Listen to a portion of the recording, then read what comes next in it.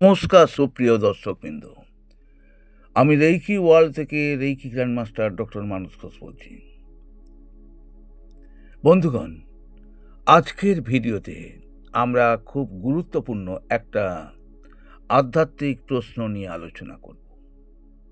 ঈশ্বর আর ভগবান কি একই নাকি আলাদা? অনেকেই বলেন ঈশ্বরই ভগবান, আবার অনেকে বলেন না, দুটো আলাদা।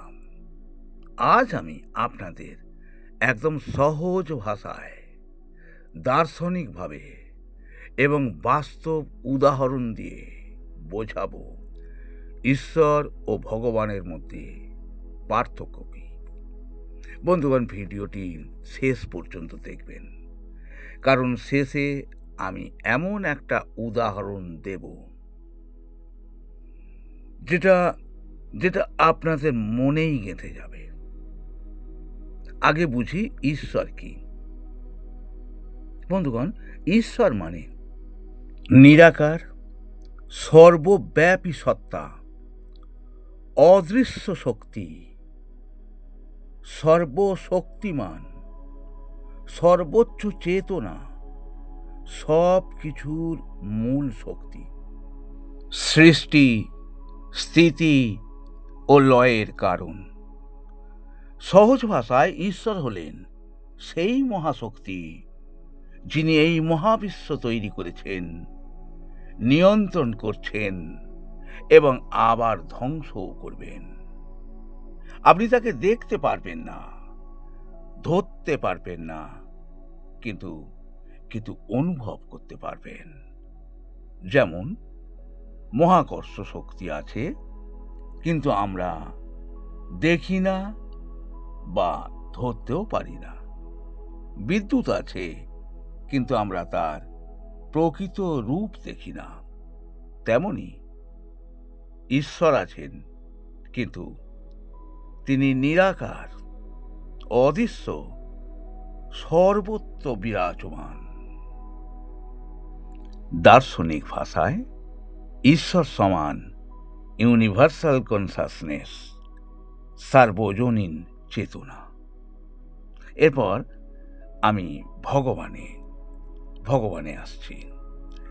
ভগবান হলেন সেই ঈশ্বরের সাকার রূপ, অর্থাৎ যখন সেই নিরাকার ঈশ্বর মানুষের কল্যাণের জন্য রূপ ধারণ করেন,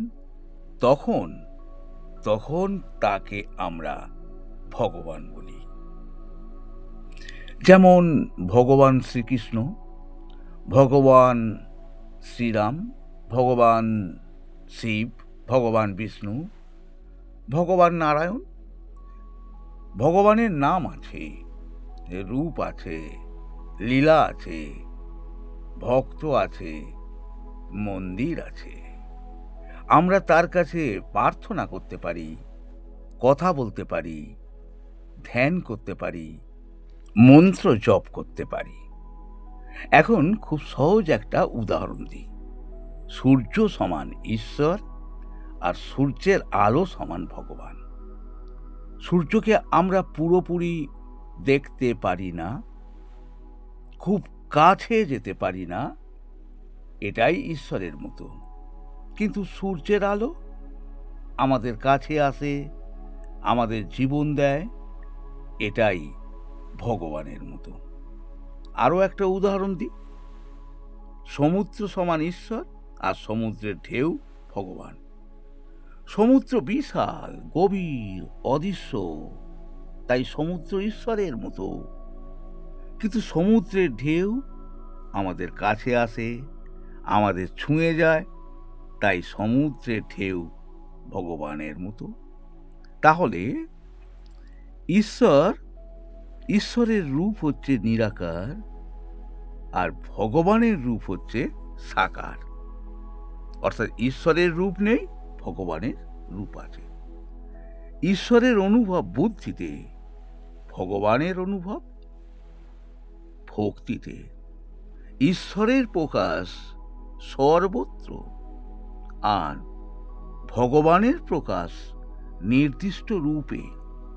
তাহলে মূল কথা হলো ঈশ্বর সমান মূল শক্তি, আর ভগবান সেই শক্তির দৃশ্যমান রূপ।